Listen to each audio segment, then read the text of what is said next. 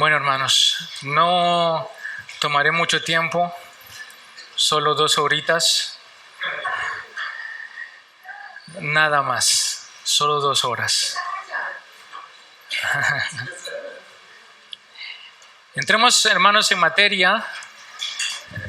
Quiero traer su atención y juntemos un poquito la puerta. Gracias, hermanos, por su servicio. El único Dios verdadero, entonces, es el tema o el estudio que estábamos llevando antes del confinamiento. ¿Recuerdan?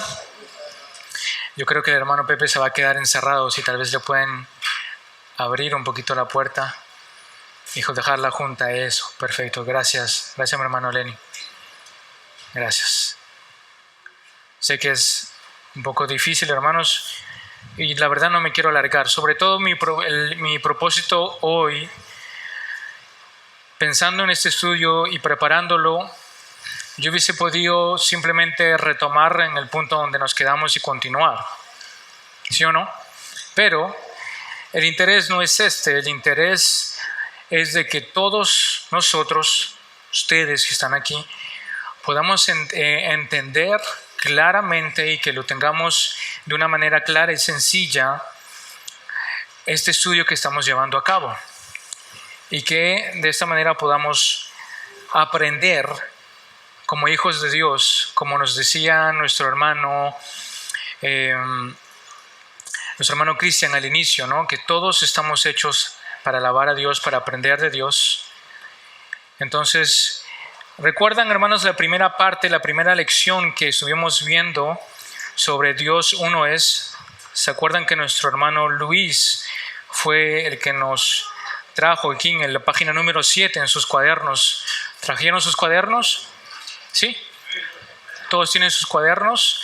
Los que no tienen cuaderno y desean cuaderno, hermanos, por favor, tomen asiento. Si quieren conversar, conversen en otro lugar. Les agradezco mucho. Entonces, en la página 7, como ustedes ven aquí, que está proyectado, tal vez no es suficientemente claro. Voy a tratar tal vez de hacer un zoom para que se pueda ver un poco más. No sé si ahí se ve un poco más. ¿Sí? Más o menos. Tal vez un poquito más para aquellos que el Señor les ha quitado la vista con los años. ¿Sí? Ahí ven, ¿no? Voy a tener misericordia. ¿Más? Entonces tienen que ir al oftalmólogo, hermanos. Esa es la... Está en 175% de aumento, entonces no está súper pequeño. Allí estamos en 200. ¿Sí? ¿Sí ven? Bueno, eso. Señor, ten misericordia de estos hermanos. Bueno, es que ya si lo pongo ya en más, ya no se ve completo. Lo voy a tener que dejar en 200, hermanos. Lo siento mucho. Entonces, Dios uno es el primer punto que habíamos visto con nuestro hermano Luis. Antes de que viniera el COVID y que estuviéramos después limitados, encerrados por causa de esta pandemia que ha habido.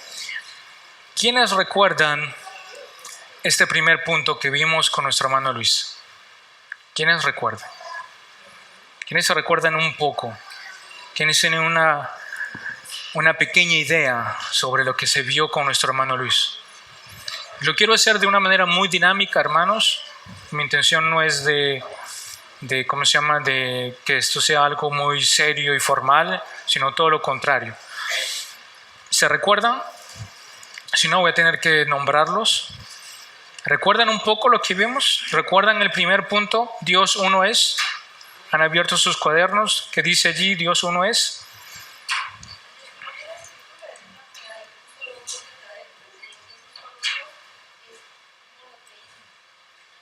Monoteísmo. El griego mono, teos, Dios, un solo Dios. La creencia en más que un Dios es politeísmo, creer en muchos dioses, donde el griego poli y muchos. En Deuteronomio vimos entonces en el capítulo 6, en el verso 4, ¿lo recuerdan allí? ¿Tienen en sus libros? Verso 4, que nuestro Dios es un solo Dios. Él dice, el Señor es nuestro Dios y el Señor uno es. Amén. Mi pregunta es, hermanos, antes de ir desarrollando para poder refrescar este primer punto que hemos visto ya con nuestro hermano Luis. Mi primera pregunta es, ¿cómo podrían ustedes, si se encontraran al frente de una persona nueva en el Evangelio, poder definir la Trinidad en una sola frase? ¿Cómo podrían ustedes definir la Trinidad en una sola frase? Jehová es uno solo. Ok, ¿y en qué dejamos el Hijo y el Espíritu Santo? En una sola esencia, muy bien, sí. Por aquí yo sé que ya saben, pero mi intención es atraerlos aquí a ustedes, a ver. ¿Qué saben? ¿Qué entienden? ¿Cómo podemos definir la Trinidad? ¿Quién definió, por ejemplo, el hermano nos dio mucha parte de información de historia y él nos explicaba algo muy importante sobre un hombre en particular que utilizó por primera vez la palabra Trinidad? ¿Quién fue ese hombre? Los hermanos líderes no digan nada. Yo los estoy mirando de aquí. Comienza con una T. T. Teresa no es Teresa, no. Teresa no es. ¿Ah? Tertuliano. Tertuliano. ¿Ok? Voy a ser misericordioso con ustedes, hermanos. Tertuliano define por primera vez entonces la Trinidad y es la primera persona en la historia de la iglesia. Escuchen, eso es muy importante, ustedes que son cristianos y que tienen que ser defensores de su fe, en otras palabras, apologistas de su fe. Todo cristiano debe ser un apologista, nos dice R.C. Sproul, a su nivel, a su estatura, a su conocimiento, pero debemos defender nuestra fe. Defendemos nuestra bandera, defendemos nuestros colores, y nos cuesta defender nuestra fe, y eso es gravemente una falta, y es muy importante que nosotros podamos definir entonces nuestra fe. Y Tertuliano históricamente es el primer hombre en la historia a utilizar la palabra Trinidad. ¿Sabían ustedes eso? Anótenlo. El primer hombre a utilizar la palabra Trinidad dentro de la historia de la iglesia es... ¿quién? Tertuliano. Vamos a hacerlo como en la escuela nuevamente. La primera persona dentro de la historia de la iglesia quien utilizó la palabra Trinidad, ¿quién fue? Tertuliano. ¿Ok? Tienen que quedárselos bien claro en sus mentes. Tertuliano va a definir de esta manera la Trinidad. Y les leo la definición de Tertuliano. Dice, la unidad en la Trinidad dispone a los tres, dirigiéndose al Padre, al Hijo y al Espíritu, pero los tres no tienen diferencia de estado, ni de grado, ni de sustancia, ni de forma, ni de potestad, ni de especie, pues son una misma sustancia de un grado y de una potestad. Esta es la definición de Tertuliano sobre la Trinidad. ¿Escucharon eso? Lo vuelvo a repetir para que lo podamos entender. La unidad en la Trinidad dispone a los tres, dirigiéndose al Padre, al Hijo y al Espíritu, ¿ok? Al Espíritu Santo, si quieren poner el Espíritu Santo. Pero los tres no tienen diferencia de estado, ni de grado, ni de sustancia, ni de forma, ni de potestad, ni de especie, pues son una misma sustancia y de un grado y de una misma potestad. Lo que nuestro hermano Luis la última vez que estudiamos al respecto de este punto sobre Dios uno es sobre la Trinidad, nos habló y nos definió que justamente que nuestro Dios Padre, Dios Hijo y Dios Espíritu Santo son una misma sustancia, como lo dice Tertuliano. Es una misma sustancia que se revela a nosotros en tres personas distintas, pero iguales en el mismo tiempo. El Padre no es mayor que el Hijo y el Hijo no es mayor que el Espíritu Santo. ¿Entienden eso?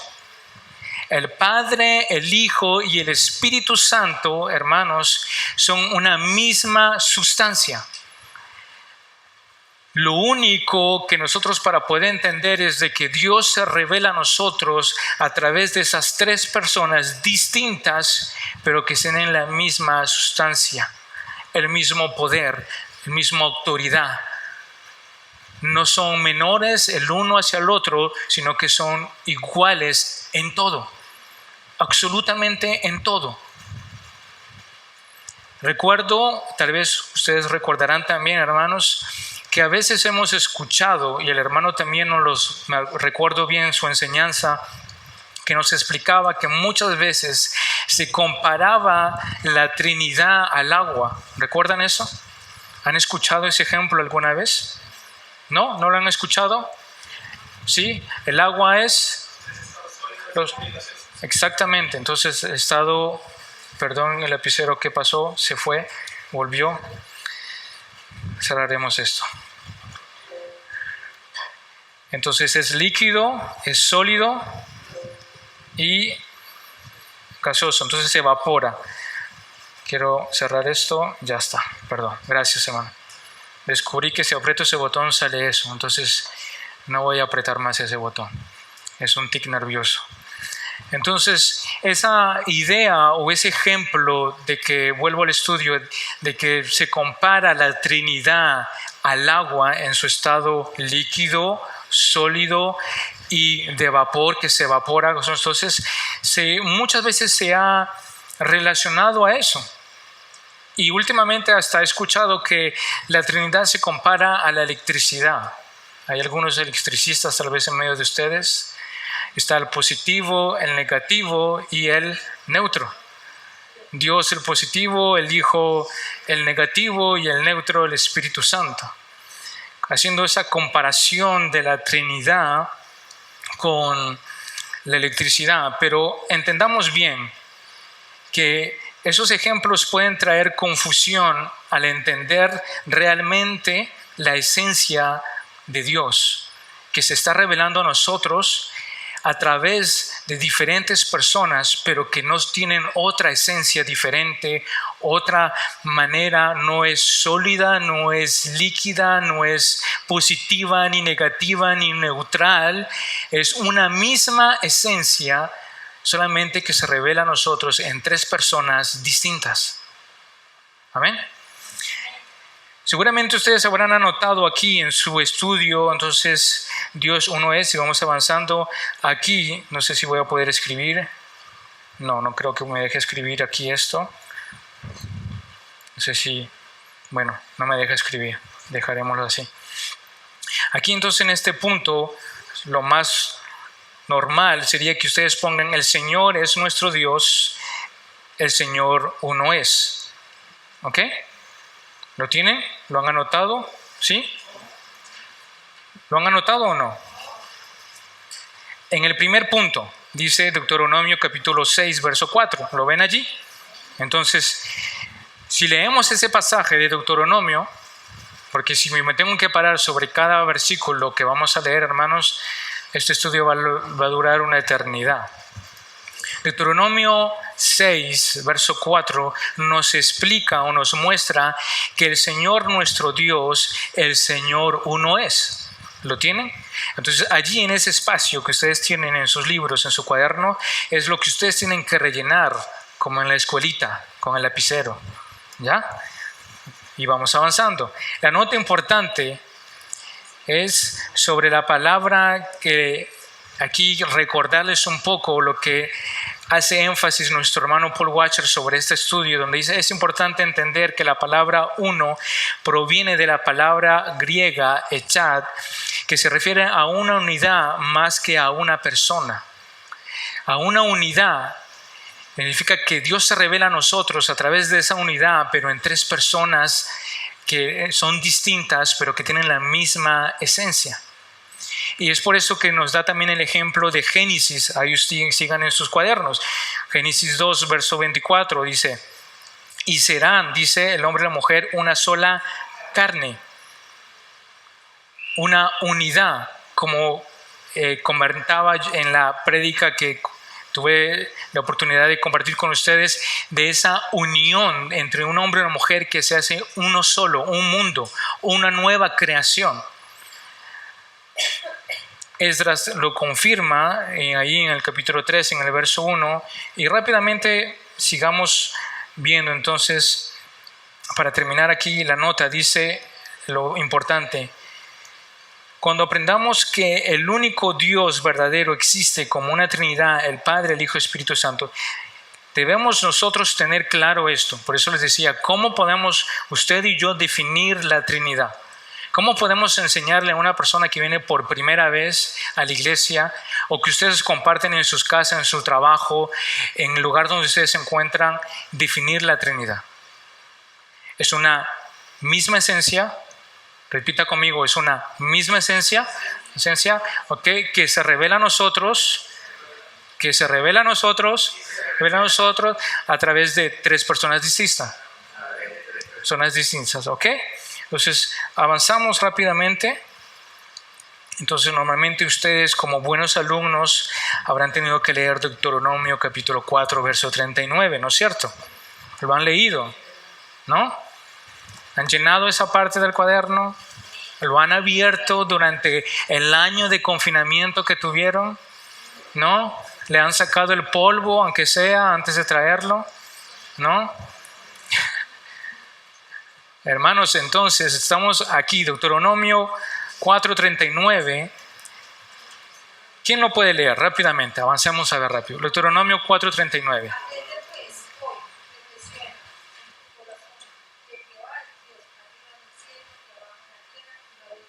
Y no hay otro. Entonces allí, si ustedes tienen que resumir el versículo, el Señor es Dios en los cielos y debajo de la tierra, y no hay otro Dios. Y ese no hay otro Dios, pónganlo en mayúscula y en rojo. No hay otro Dios. Isaías 43:10 viene, o todos estos versículos vienen a reforzar la idea de que Dios es uno, ¿ok? Isaías 43:10 dice: para que conozcáis y creáis en mí y entendáis que yo soy, y antes de mí no fue formado otro Dios, y otro Dios con D minúscula. ¿Entendieron eso? Lo vuelvo a repetir.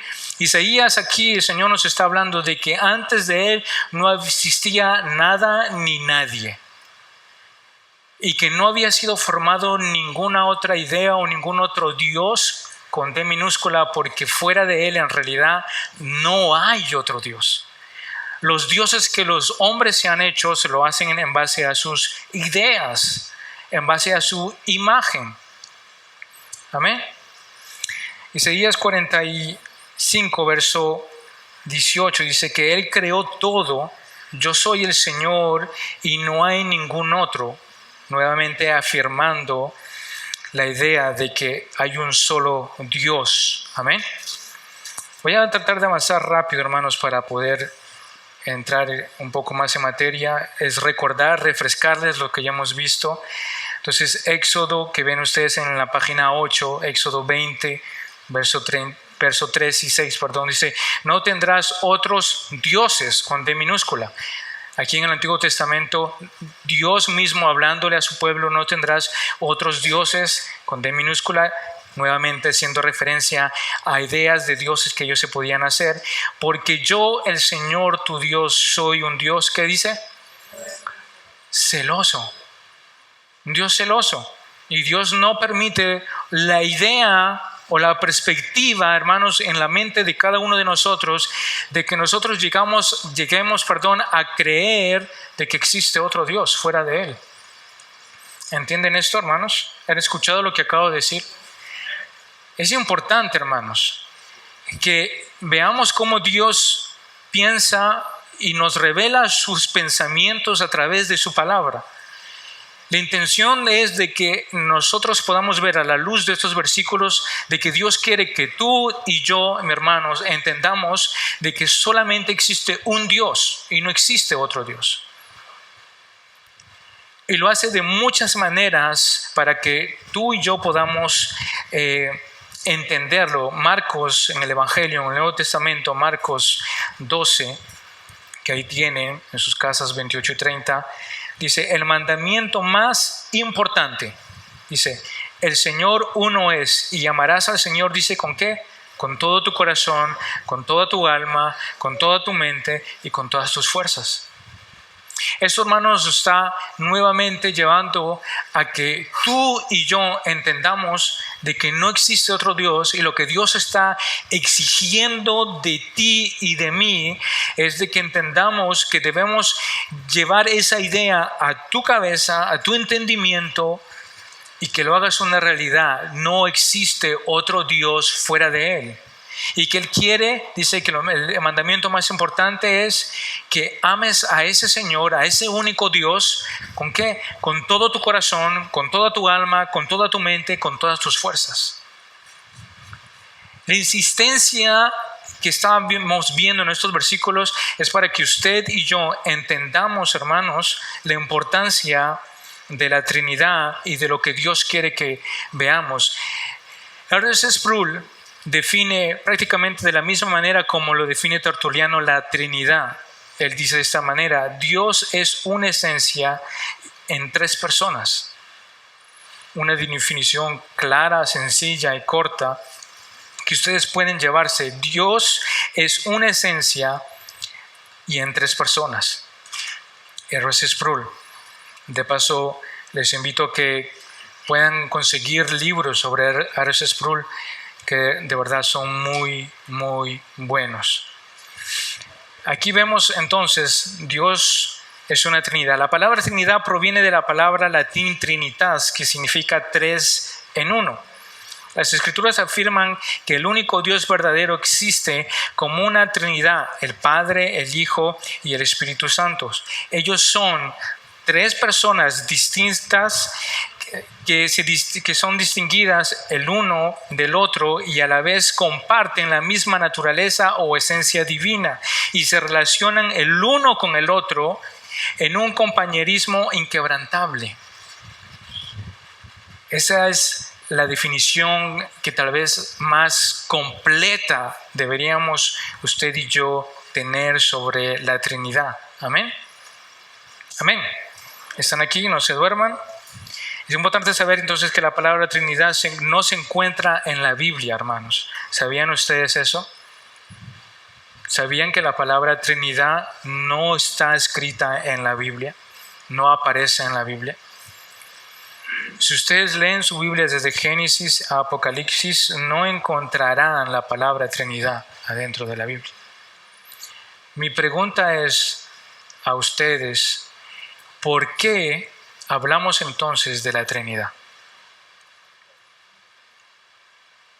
Si la palabra Trinidad no está escrita en la Biblia. Les hago la pregunta a ustedes. Hermanos, es una clase, no es una predicación. Interactuemos. ¿Por qué? Anita.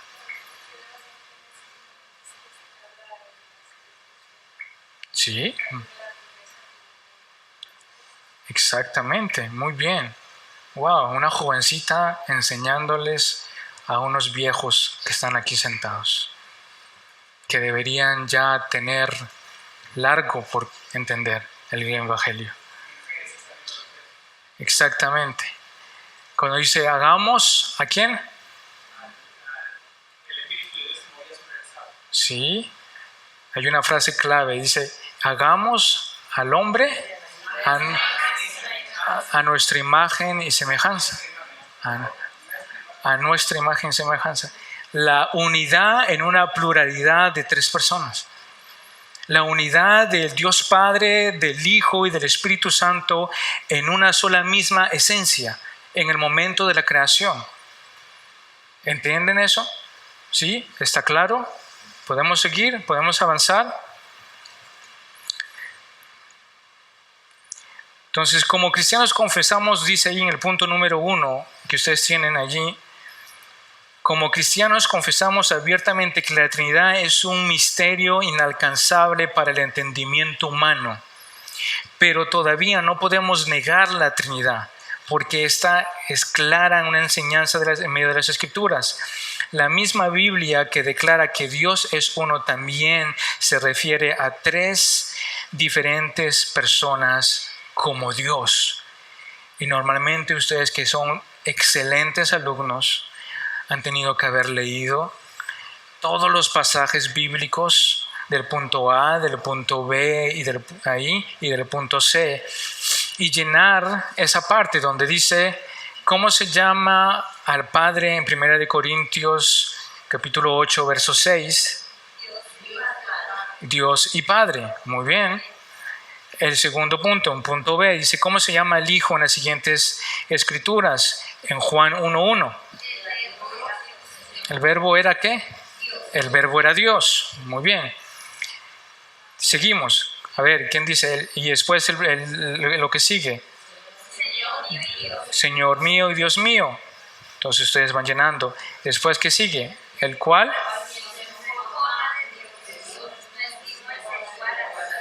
Exactamente. Seguimos. Nuestro gran Dios y Salvador. Romanos 9 nos dice ¿qué? El cual Dios sobre todas las cosas bendijo por los siglos de los siglos. Y después, muy bien, ¿y el qué? Toda la plenitud y la deidad. Y después ya vamos a terminar, dice, tu trono, oh Dios. Y hablando de Cristo, obviamente, y después terminamos con el Espíritu Santo en Hechos, que dice, y mintió al Espíritu Santo. ¿Ok? Estamos aquí en el final de la página número 8. ¿Ok? Y vamos a ir avanzando. Página número 9. Entonces ahí vemos nuevamente otros versículos sobre la deidad o la Trinidad del Espíritu Santo, que dice en el versículo 4 de Pedro, dice que Ananías mintió a Dios, al Espíritu Santo. En 1 Corintios 3 los creyentes, dice, se llaman el templo de Dios. Después los creyentes se llaman templo del Espíritu Santo. En Romanos 8 nos dice, el Espíritu Santo es una persona verdadera del Padre y del Hijo. ¿Ok? Y el Espíritu de Dios y del Padre y del Espíritu Santo son uno. El Espíritu de Cristo y de Dios y el Hijo y el Espíritu son uno. Romanos, aquí, en capítulo 8, nos está claramente enseñando sobre la unidad, sobre la misma esencia que se revela a nosotros en las 3 personas, en el Padre, en el Hijo y en el Espíritu Santo. ¿Ok? Sigamos avanzando. Entonces ahí tienen Mateo capítulo 28, 19, que se encuentra entonces esa gran declaración que está ahí en el punto número A. Allí necesitan abrir sus Biblias. Dice, id y hacer discípulos a todas, bautizándolos en el nombre del Padre, del Hijo y del Espíritu Santo. Es una afirmación de que se está bautizando en el nombre de aquel Dios que se revela a nosotros en 3 personas, pero que son una misma esencia. Amén. Rápidamente, el punto número 3, no me alargo mucho. La vista Trinidad de Dios se descubre en Mateo 28, 19, donde se encuentra a través de toda la Escritura. Entonces dice, la gracia del Señor Jesucristo, ve el amor de Dios, sean con vosotros todos, con todos vosotros, en otras versiones. Seguimos. Entonces, la nota importante, no sé si puedo subrayar, pero la verdad que me hubiese gustado escribir y subrayar cosas que tenía, pero será para la próxima. La nota, la primera frase dice: toda la estructura literal denota de una igualdad absoluta. Ese es el punto clave. Que todo lo que acabamos de ver, hermanos, sobre el Dios Padre, Dios Hijo y Dios Espíritu Santo, nos muestra que en la literatura, tal como está escrito, tal como la gramática se revela a nosotros, nos muestra una unidad, una igualdad absoluta. En ningún momento vemos que el Padre es superior al Hijo, o que el Hijo es superior al Espíritu Santo, o que uno de ellos es inferior al Padre o al Hijo. En los textos que acabamos de ver, como acabamos de leer, que la gracia del Señor Jesucristo, el amor de Dios y la participación del Espíritu Santo sean con todos vosotros. Hay una unidad perfecta en nuestro Dios que se revela a nosotros en tres personas. Amén. Sigamos avanzando. Bueno, yo notaba aquí la afirmación, y lo vemos en los pasajes que me estoy pasando, en los pasajes que ustedes ven aquí en Corintios 12, Efesios y Primera de Pedro, son la afirmación de lo que acabo de decir. No tengo aquí la manera de poder mostrarles, pero lo importante es de poder avanzar para recordar rápidamente lo que hemos visto y poder ver entonces el punto número 4. El Padre, Hijo y Espíritu Santo son una sola esencia divina y que moran en una perfecta igualdad, unidad, pero a la vez son tres personas distintas y simplemente una persona que se revela en tres diferentes maneras. Entendamos y insistimos sobre lo que acabamos de decir desde el inicio. Dios es una misma esencia. Se revela a nosotros a través de tres personas distintas, pero que tienen la misma esencia, y es muy importante eso. ¿Ok? Allí en el punto A de Marcos dice: el Hijo es bautizado, el Espíritu desciende y el Padre habla desde el cielo. Bueno, eso lo anotarán ustedes rápidamente. El Hijo dice: ora al Padre, y el Padre da al Consolador o al Espíritu Santo. Y el Espíritu Santo dice: mora y estará con los creyentes. Es lo que acabamos de ver. Voy a seguir avanzando. Y a 10. La última parte de esta nota aquí que ven, la palabra nota, la última frase va a ayudarnos a entender algo muy importante. Dice: el Dios de las Escrituras existe en tres personas distintas e iguales, quienes son uno en naturaleza o en esencia divina, y quienes se relacionan el uno con el otro en perfecta igualdad de unidad. Y eso debemos, hermanos, tenerlo claro. No hay, por así decirlo, desigualdad entre el Padre, el Hijo y el Espíritu Santo. No hay uno mayor o uno menor. Como les decía, no es como tal interpretación de la Trinidad que se interpreta sobre el agua sólida, líquida y gaseosa, o electricidad positiva y negativa o neutral. No, estamos hablando de que esa misma esencia se revela a nosotros en tres personas distintas. Y seguimos avanzando. El punto número 5. El Padre es el Dios invisible que ningún hombre ha visto. El Hijo es ¿qué? Dios hecho carne y la revelación perfecta del Padre. ¿Y qué dice? El Espíritu es Dios viviendo en los cristianos. Hay algo que resalta aquí. ¿Cuál es la palabra que resalta aquí? Dios. Muy bien, mi hermana, Dios. El Padre es Dios. El Hijo es Dios. El Espíritu es Dios. en ningún momento vemos que nos dice el Padre es Dios, el Hijo es el Hijo y el Espíritu es el Espíritu. Los tres tienen el mismo estatus, el mismo nivel, la misma esencia. ¿Ok? Entonces, aquí en el resumen, el punto número 1 nos dice que podemos... Wow, el tiempo pasa volando, hermanos, ya son las 7 de la noche. El punto número 1, las 6, ese reloj está adelante. Me están engañando, hermanos, ustedes quieren que termine ya.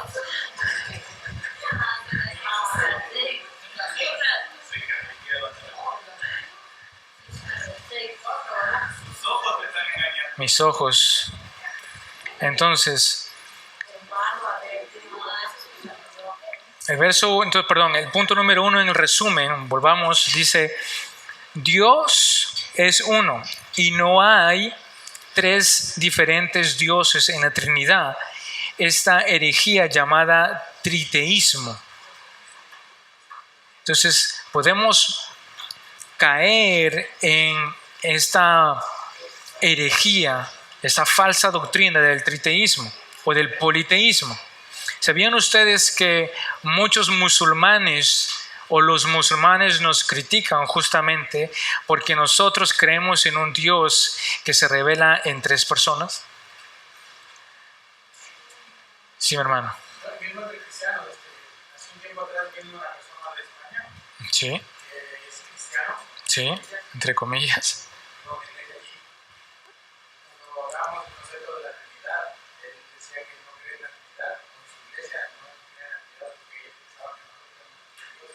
Uh-huh. ¿Ves?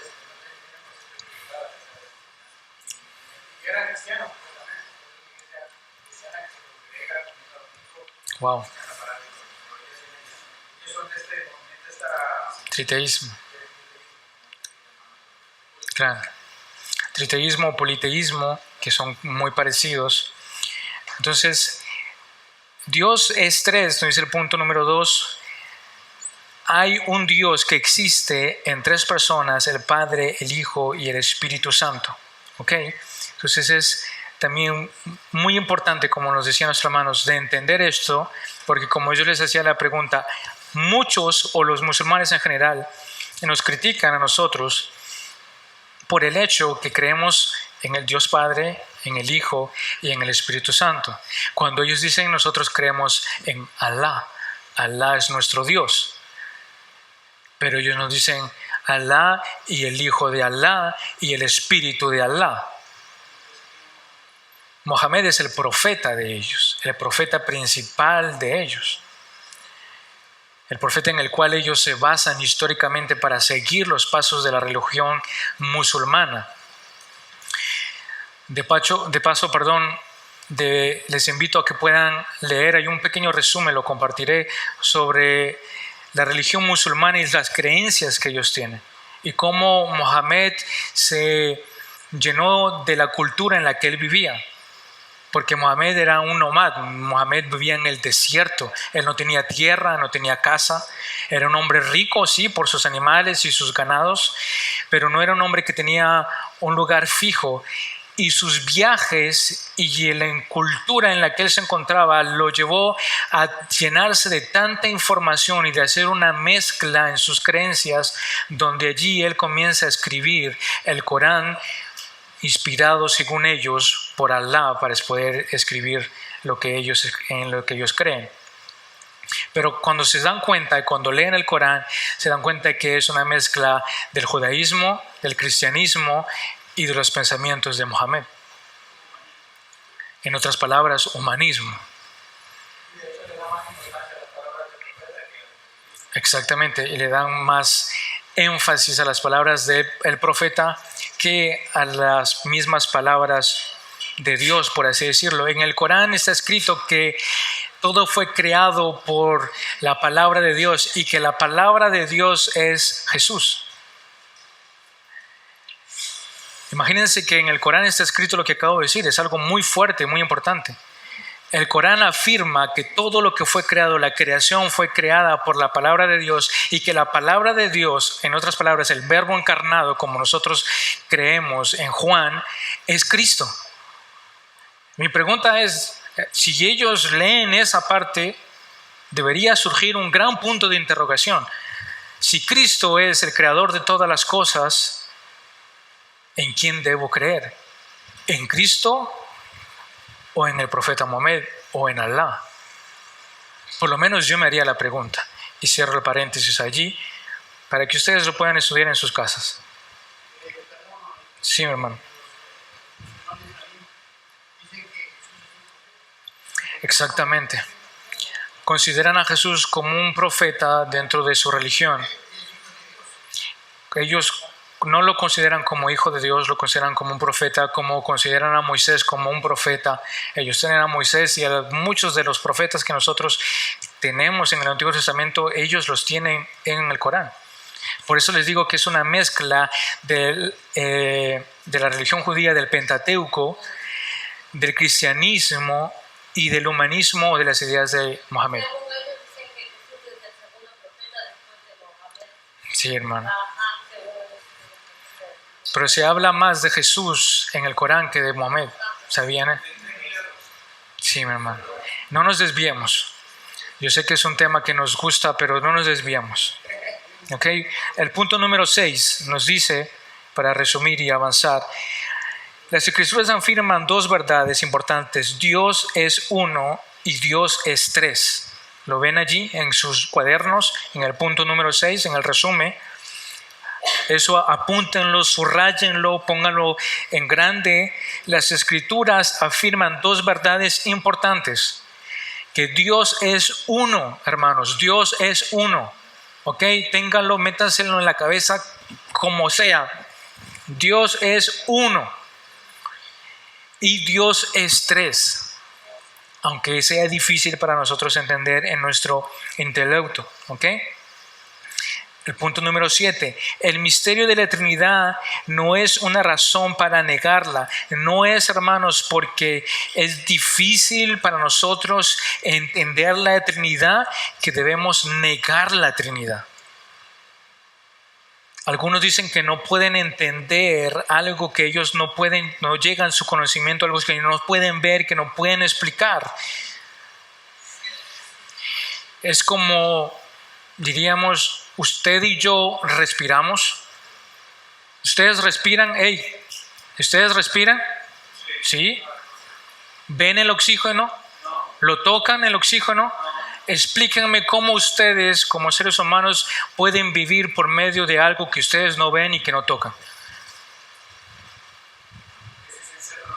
Es esencial para nuestro cuerpo, porque fue de esa manera que Dios nos ha diseñado, nos ha creado.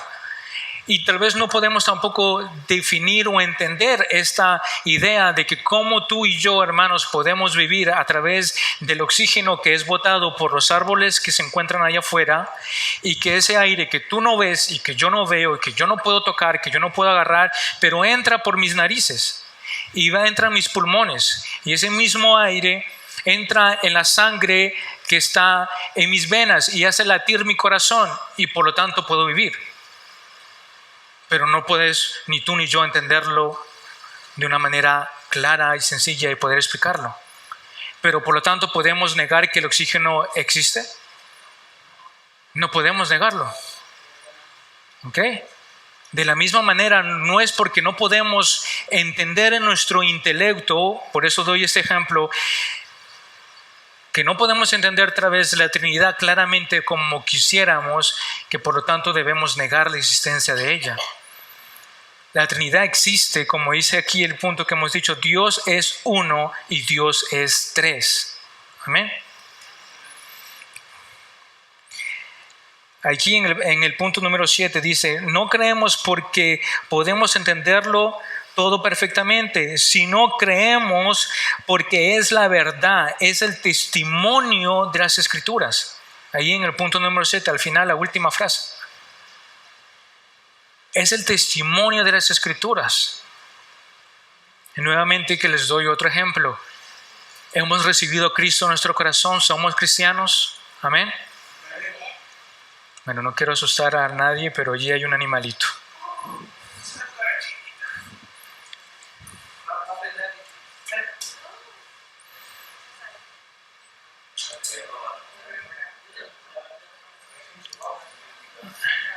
Ese es un chihuahua. Volvamos aquí. Cierra la puerta, por favor, Quique, mi hermano. Gracias. Entonces, vuelvo a lo que les explicaba. Dice, no creemos porque podemos entenderlo todo perfectamente, sino creemos porque es la verdad, es el testimonio de las Escrituras. El testimonio de las Escrituras, hermanos, y ahí es donde quiero dar un ejemplo. Dios se reveló a nosotros ¿de qué manera? ¿Cómo? A través de la Escritura. ¿Cómo llegamos al conocimiento de Dios? A través de la locura de la predicación del Evangelio. ¿Ok? Eso tienen que también tenerlo claro. ¿Cómo llegamos al conocimiento de que Dios existe? A través de la locura de la predicación del Evangelio. Por favor, ténganlo claro. Entonces, si llegamos al conocimiento de la locura a través del Evangelio, ¿por qué? Porque Dios se reveló a nosotros, ¿ok, hermanos? Dios se reveló a nosotros y llegamos al conocimiento del Evangelio, ¿ok? Entendemos eso. Esa palabra fue revelada a nosotros y se hizo una verdad. Creímos en eso. Fue una verdad, nos dio testimonio de que Dios existe, que la condenación de Dios está sobre nosotros y que necesitamos ser salvos de la ira de Dios. Amén. De la misma manera, entonces, dice, no creemos porque podemos entenderlo todo perfectamente, sino porque es la verdad, es el testimonio de las Escrituras. Porque las mismas Escrituras, así como llegamos al conocimiento de Dios, de que somos pecadores necesitados de Dios, de la misma manera la palabra de Dios se revela a nosotros y nos muestra de que Dios es uno y que se revela a nosotros en tres personas distintas. Amén. ¿Me entendieron? ¿Fui claro? Y avanzamos. Solamente rápidamente. Bueno, el punto número 8 lo vamos a pasar rápido. Vamos a ver entonces la lección número 2, que es la que se quedó en stand-by, en espera. Lección número 2. ¿Tienen ustedes ahí, hermanos? Página número 11. ¿La tienen? ¿Sí? Entonces, Dios es espíritu. Un Dios, ¿qué? Personal. ¿Ok? Dios es una esencia nuevamente y en tres personas. La definición de nuestro hermano R.C. Sproul. ¿Ok? Avanzamos y vamos aquí a entrar. Entonces dice, ¿cómo podemos explicar estas referencias a la luz de la verdad que Dios es espíritu? En teología, estas referencias son consideradas expresiones antropomórficas. En el griego antropos, que significa hombre, más morfe, que significa una forma. Ustedes tienen la definición allí en sus cuadernos. En otras palabras, es Dios simplemente atribuyéndose a sí mismo las características humanas para comunicar una verdad acerca de sí mismo de una manera que los hombres puedan comprender. ¿Entienden eso? ¿No lo entienden? Si no lo entienden, pregunten. ¿No lo entienden, mi hermano? Ok. Entonces, volvamos a la definición. Antropomórficas. Estamos ahí hablando de que Dios se revela a nosotros de una manera que nosotros podamos entender. Dios es espíritu. Dios no tiene cuerpo. Entendamos eso primeramente. Dios, entonces, al ser Él espíritu, nosotros quedaríamos como diciendo, Él es espíritu, pero como humanos buscaríamos a ponerle un rostro, buscaríamos a ponerle algo en cual identificarlo. su altura, sus manos, sus pies, su manera de ser. Y yo quiero recordarles, para aquellos que iniciaron con nosotros la iglesia, ¿recuerdan cuando estudiamos la línea del tiempo? ¿Recuerdan eso? De la creación, y que no había nada y que Dios creó todo. ¿Se acuerdan la imagen que había allí? ¿Qué había? Nada. No había nada. Porque la Biblia nos dice de que nadie ha visto a Dios y que nadie puede ver a Dios. Y no había nada antes de Dios, pero también si Dios podríamos representarlo, no podríamos hacerlo porque no sabemos cómo es Él, y Él es espíritu. Entonces, esta palabra antropomórfica, que es un poco difícil de pronunciar, nos ayuda a poder ver que Dios se revela a nosotros de manera que podamos darnos una imagen de Él. Porque nos dice justamente antes, a veces las escrituras hablan de Dios como si Él poseyera un cuerpo físico. Y dice referencias a sus brazos, a sus espaldas, a su aliento, a su oído, a sus ojos, a su cara, a sus pies, a sus dedos. ¿Lo tienen allí? La palabra de Dios muchas veces nos ha hablado. ¿Recuerdan ustedes que ven tantas series cristianas? Yo sé que ustedes no ven Netflix. Cuando ven la mano de Dios escribiendo en el muro, ¿que escribía qué? ¿Qué escribía la mano de Dios? Muy bien, Jeremías. Jeremías, muy bien. 10 puntos. Le ganaste a los hermanos que están acá. Entonces, vemos allí la mano de Dios escribiendo. Mi pregunta es, ¿Dios tiene mano?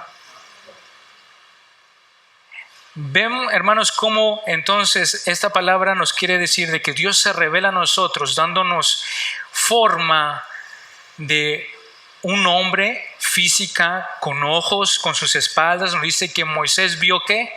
Las espaldas de Dios.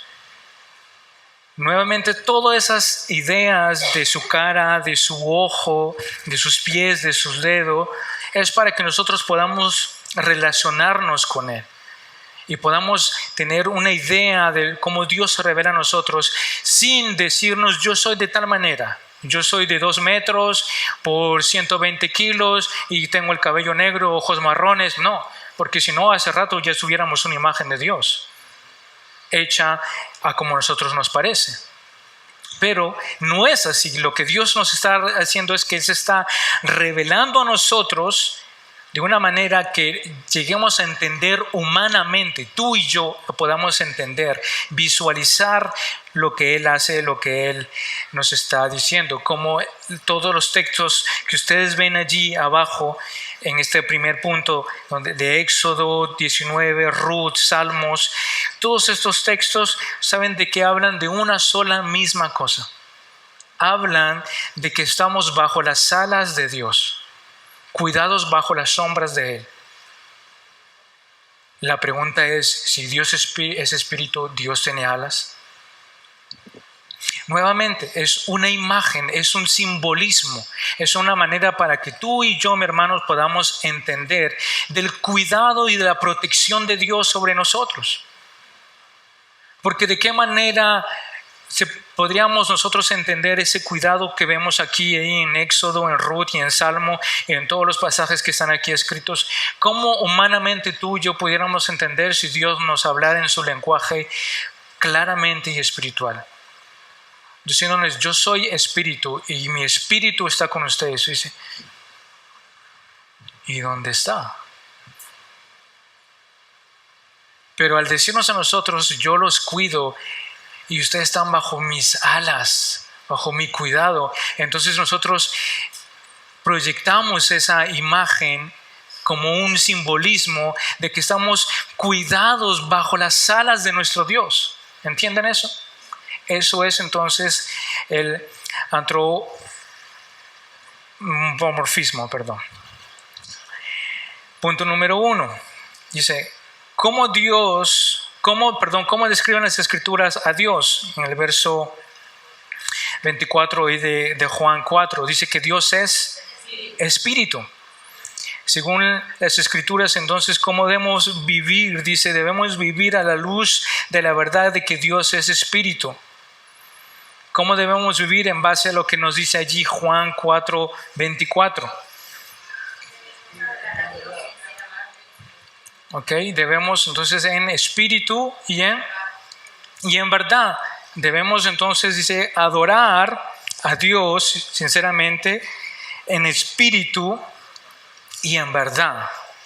Y a mí me gusta la definición aquí del hermano. Dice, la referencia a la adoración de Dios es espíritu y tiene dos implicaciones. Podemos entonces 2 puntos. Primero, debemos adorar a Dios con todo nuestro ser, sinceramente y profundamente.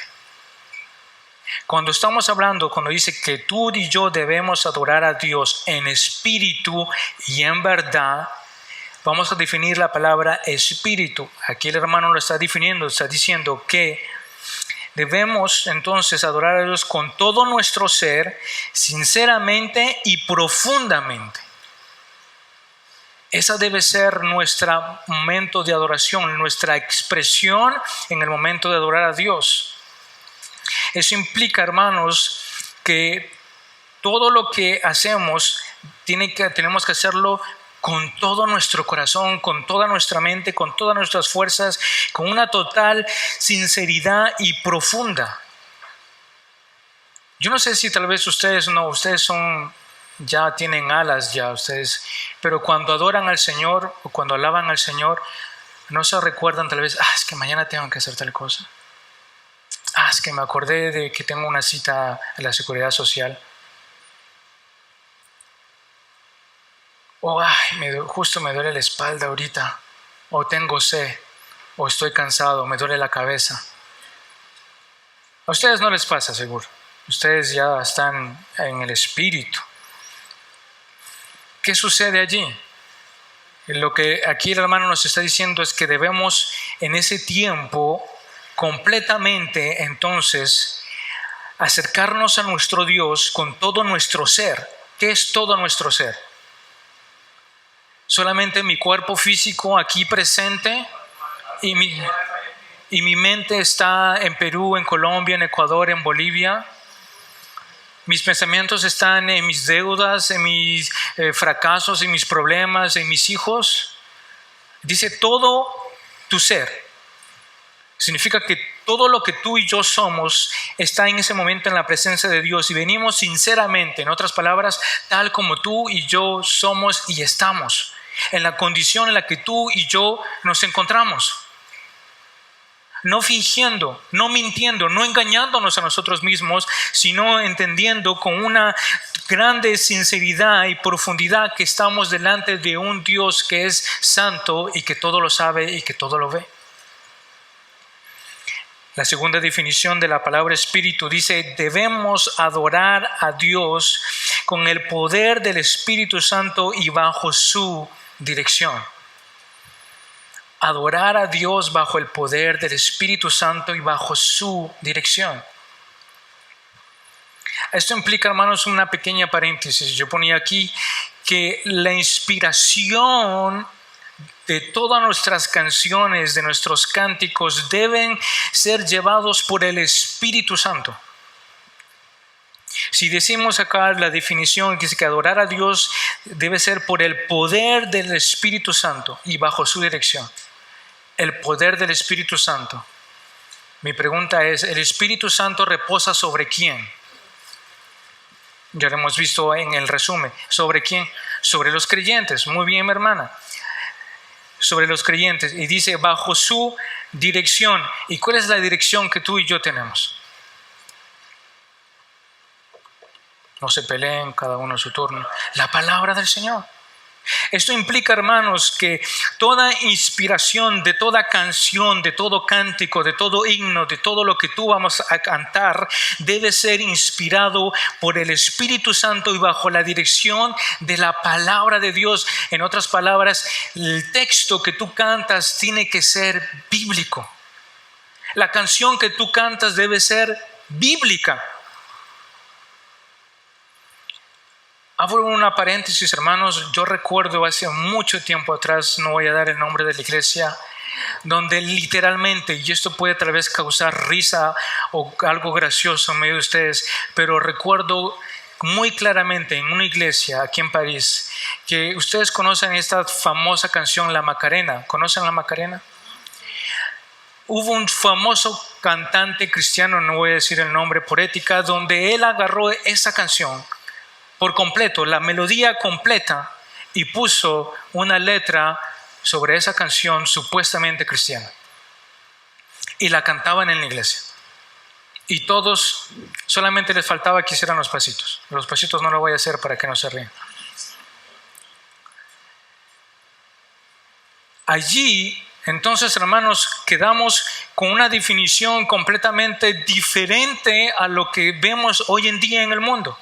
Canciones que hablan de nosotros, canciones que hablan de tu parecer, de tus sentimientos, de cómo tú te sientes o cómo te gustaría que Dios te trate a ti, y dejamos de lado la palabra inspirada por Dios, donde Él nos dice que debemos adorarlo a Él bajo el poder del Espíritu Santo, en otras palabras, siendo creyentes que han sido reformados, tocados por Él y bajo la inspiración de su palabra. En otras palabras, las canciones que tú cantas deben estar escritas por hombres o autores bíblicos. Que la letra que tú cantes te recuerde un pasaje de la Biblia. Que la canción que tú vas a cantar te lleve a la exaltación y la adoración de Dios y no del hombre.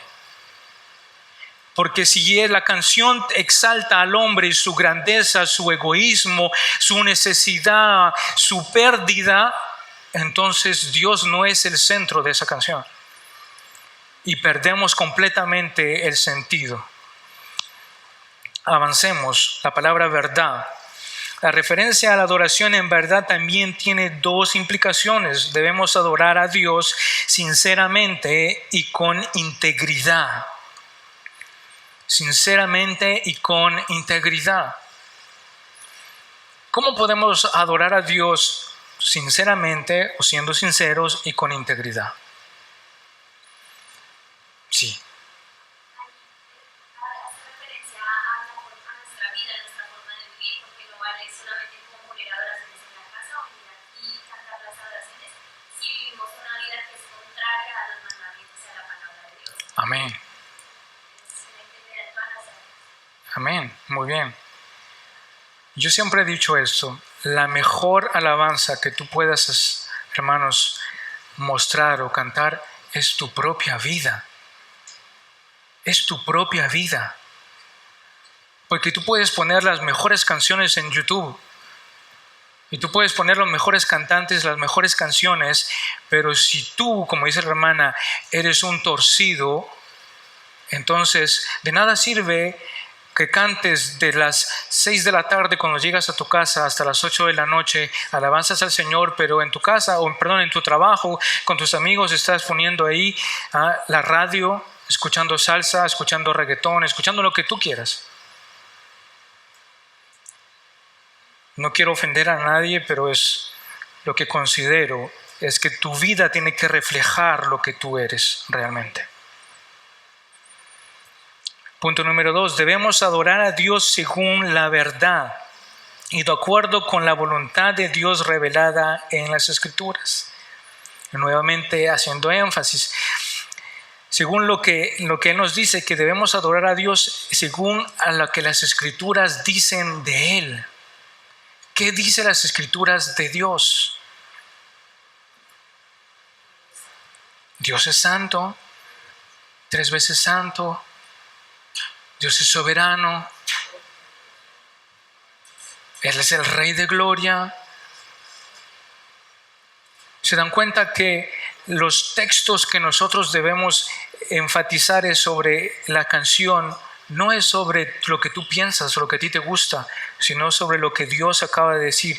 Según Él, en base a lo que Él nos dice, de lo que dice las Escrituras de Él. ¿Qué dice la Escritura de nuestro Dios? Y eso es lo que tú y yo debemos cantar. Eso es lo que tú y yo debemos entonces alabar y adorar a Dios en base a eso. Que Dios nos ayude, hermanos, entonces a entender esta profunda parte de adorar a Dios en espíritu, en verdad. El punto número 3, vamos avanzando. ¿Cómo describen las Escrituras a Dios en Hebreos 11:27? Al invisible. Al invisible.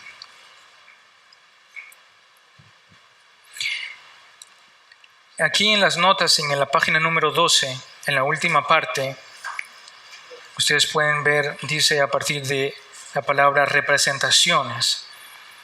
Dice representaciones simbólicas de una realidad espiritual. Ezequiel en el capítulo 1 nos habla, dice que los cielos se abrieron y vio visiones de Dios. El verso 28 dice que el profeta resume estas visiones como una visión semejante a la gloria de Jehová. Daniel 7 nos habla de una visión simbólica del Padre como el anciano de días. Y Lucas, en Juan el Bautista, nos dice que vio una visión en los cielos abriéndose y el Espíritu de Dios descendiendo como, dice, en apariencia de una paloma, el simbolismo que estaba allí claramente. En resumen, todo lo que acabamos de ver.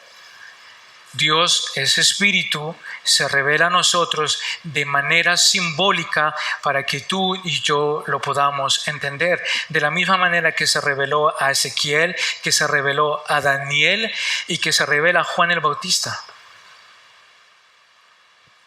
Es una manera simbólica de poder entonces ver a Dios. ¿Qué afirman las siguientes escrituras acerca de Dios y especialmente acerca de su invisibilidad?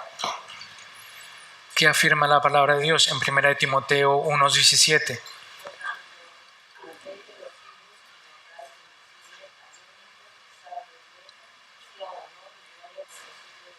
Amén. Dice, al Rey eterno, inmortal, invisible, al único Dios, a Él sea la gloria. Aquí nuestro hermano Paul Washer nuevamente enfatizando primeramente sobre la eternidad, la esencia de Dios. Dios es uno. No hay nadie antes de Él y no habrá nadie antes después de Él. Él es inmortal, no puede morir. Segundo, es invisible. Tú y yo no lo podemos ver con nuestros ojos. Él es el único Dios y a Él sea la gloria. Y los otros pasajes en Timoteo también 6 afirma, dice que Él es el único Dios verdadero, Rey de reyes, Señor de señores, inmortal, el que habita en la luz inaccesible, a quien ningún hombre ha visto ni puede ver. Eso es increíble, hermanos. Yo siempre he reflexionado en los textos de los querubines. Dice que tienen 6 alas y que están en la presencia de Dios desde la eternidad hasta la eternidad. Y yo termino con esto. Donde vemos que ellos fueron creados para estar en la presencia de Dios y servirle a Dios. ¿Se imaginan? Es algo que, como decir, yo creé este vaso para llenarlo de agua. ¿Ok? Este vaso tiene una utilidad, es que sirva para que transporte agua y para que nosotros podamos beber agua. ¿Okay? Entonces es normal que tú lo lleves a la boca y tú puedas beber. Entonces, estos seres han sido creados por Dios por estar en la misma presencia de Dios continuamente, para adorarle y para servirle a Dios. Pero dicen que con 2 alas se tapan sus pies. Y con 2 alas vuelan delante de la presencia de Dios. Y con sus 2 otras alas se tapan el rostro delante de la presencia de Dios. Mi pregunta es, si ellos fueron creados por Dios para servirle a Dios, como el vaso es la utilidad de ellos, es servirle a Dios y estar en la presencia de Dios desde el comienzo de todo hasta el día de hoy, ¿cómo es que ellos no pueden ver la gloria de Dios, el rostro de Dios cara a cara? ¿Cómo ellos no pueden hacer así? ¿Cómo ellos no pueden decir, Voy a echar un vistazo a ver. Hermanos, yo a veces reflexiono en esos pasajes y digo, esto es algo que la lógica humana no entiende y no entenderá nunca. Estos seres están creados para estar en la presencia de Dios continuamente, delante del Rey eterno, inmortal, invisible, al único Dios. Ellos están delante, dice, a quien ningún hombre ha visto y ni puede ver. Pero está hablando de hombre. Está hablando de tú y de yo, de nosotros. Nosotros no podemos ver. Pero estos ángeles han sido creados por Dios para que los sirvan a Él. Como el vaso nos sirve a nosotros para tomar agua. Se supone que deberían tal vez poder ver la presencia de Dios. Ver a qué se asemeja a Dios. Y podemos suponer muchas cosas y muchas ideas humanamente. Pero quiero dejarles con esto, con esa inquietud. De que si estos seres que han sido creados por Dios para estar en la presencia de Dios y servirle a Dios, no pueden ver el rostro de Dios, imagínate su grandeza, su santidad, su poder, su gloria, su majestad.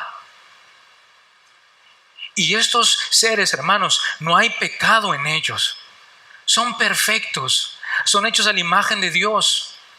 Están en la presencia de Dios desde la eternidad pasada y hasta la eternidad futura y están allí. Y ellos no tienen el privilegio de ver la gloria de Dios, el rostro de Dios. ¿Cómo reflexionamos o cómo actuaremos tú y yo el día en que nos encontraremos delante de Dios, delante de su misma presencia? Nosotros somos hombres pecadores, débiles, llenos de defectos y de errores, y nos presentaremos delante de ese Dios grande, santo, perfecto, que aquellos seres no pueden ver su rostro, pero tú vas a tener que rendir cuentas delante de ese Dios. Wow, yo me pongo a pensar en eso y yo digo, Dios mío, esto es algo grandioso, esto es algo glorioso, esto es algo esto no es un juego, hermanos, esto no es un partido, esto es algo sumamente importante. Porque tú y yo en algún momento nos presentaremos delante de Dios y tendremos que ver la figura de Dios. Ay, ¿qué será de nosotros? Termino con el punto número 5 y oramos para terminar. Dice en Deuteronomio capítulo 4, 11 y 12 y el verso 15 y 16 dice: solo su voz, no vimos alguna figura, no nos hagamos imagen de Dios semejante a varón o a hembra. Solo su voz. Allí Deuteronomio nos habla de cómo Dios se reveló al pueblo de Israel allí en el monte y que solo escucharon la voz que tronaba desde el monte. No vieron ninguna figura,